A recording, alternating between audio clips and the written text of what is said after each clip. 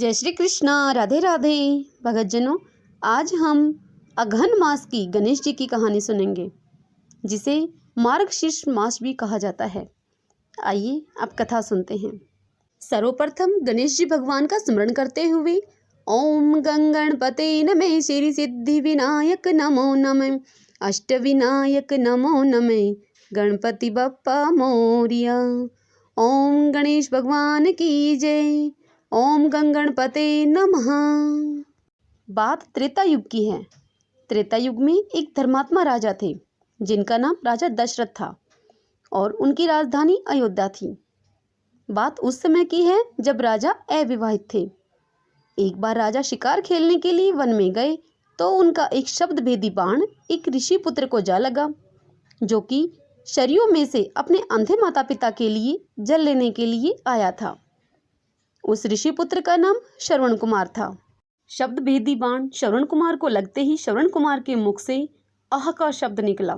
उस शब्द को सुनकर राजा दशरथ के हाथ अब कांपने लगे और उनके हाथों से धनुष भूमि पर गिर पड़ा। दौड़ते हुए राजा दशरथ जब श्रवण के पास पहुंचे तब देखा कि वह एक मनुष्य था, जो कि अब अचेत अवस्था में पड़ा था। राजा ने उसको चेत कराकर पूछा कि तुम कौन हो।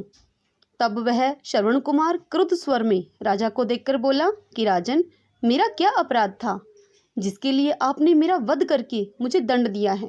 क्या मेरा अपराध यही है कि मैं अपने प्यासे वृद्ध माता पिता के लिए यहाँ से जल लेने के लिए आया था? यदि आपके हृदय में किंचित मात्र भी दया है तो मेरे प्यासे माता पिता को जल पिला दो, जो निकट ही यहाँ मेरी प्रतीक्षा कर रहे हैं।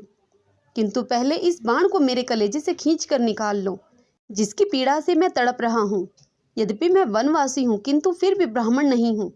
मेरे पिता वैश्य और मेरी माता शूद्र है, इसलिए मेरी मृत्यु से तुम्हें ब्रह्म हत्या का पाप नहीं लगेगा।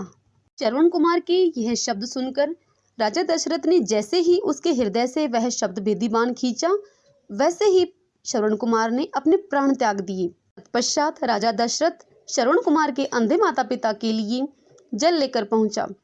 जब राजा ने देखा कि यह दोनों अत्यंत ही दुर्बल और नेत्रहीन हैं, उनकी इस दशा को देखकर राजा दशरथ का हृदय और भी विदीर्ण हो गया। किसी के आने की आहट जानकर श्रवण कुमार के माता पिता बोले कि बेटा श्रवण, इतनी देर कहाँ लगाई? पहले अपनी माता को पानी पिला दो, क्योंकि वह प्यास से अत्यंत ही व्याकुल हो रही है। श्रवण कुमार के पिता के मुख से ऐसे वचनों को सुनकर राजा दशरथ डरते डरते कहने लगे कि हे मुने, मैं अयोध्या का राजा दशरथ हूँ। मैंने अंधकार के कारण हाथी के भ्रम में तुम्हारे निरपराध पुत्र की हत्या कर दी है। अज्ञानवश किए गए अपने इस अपराध से मैं अत्यंत ही दुखी हूँ। आप मुझे दंड दे दीजिए। अपने पुत्र की मृत्यु का समाचार सुनकर माता और पिता श्रवण कुमार के दोनों ही विलाप करने लगे। तत्पश्चात पिता ने कहा कि मन तो करता है कि हे राजा दशरथ, मैं तुम्हें अभिश्राप देकर तुम्हें भस्म कर दूं और तुम्हारे सिर के 7 टुकड़े कर दूं, किंतु तुमने स्वयं आकर अपना अपराध स्वीकार किया है, अतः मैं ऐसा नहीं करूंगा। अब तुम हमें हमारे श्रवण के पास ले चलो।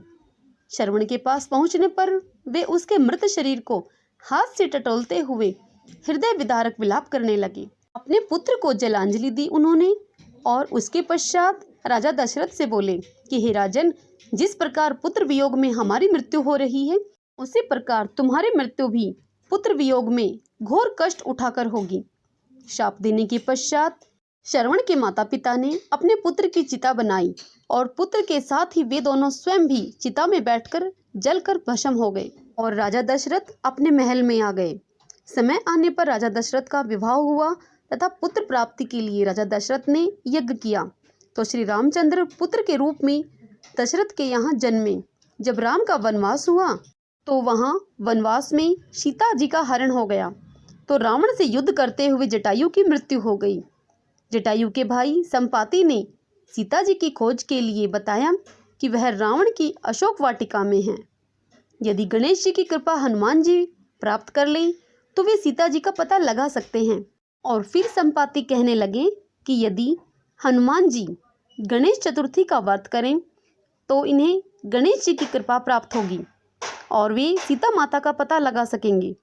श्री राम की आज्ञा से हनुमान जी ने गजानंद का व्रत किया और बिना एक पल की देरी लगाए समुद्र को लांघकर वे लंका पहुंच गए और वहां सीता माता के दर्शन करके राम की कुशल मंगल का समाचार उन्हें सुनाया।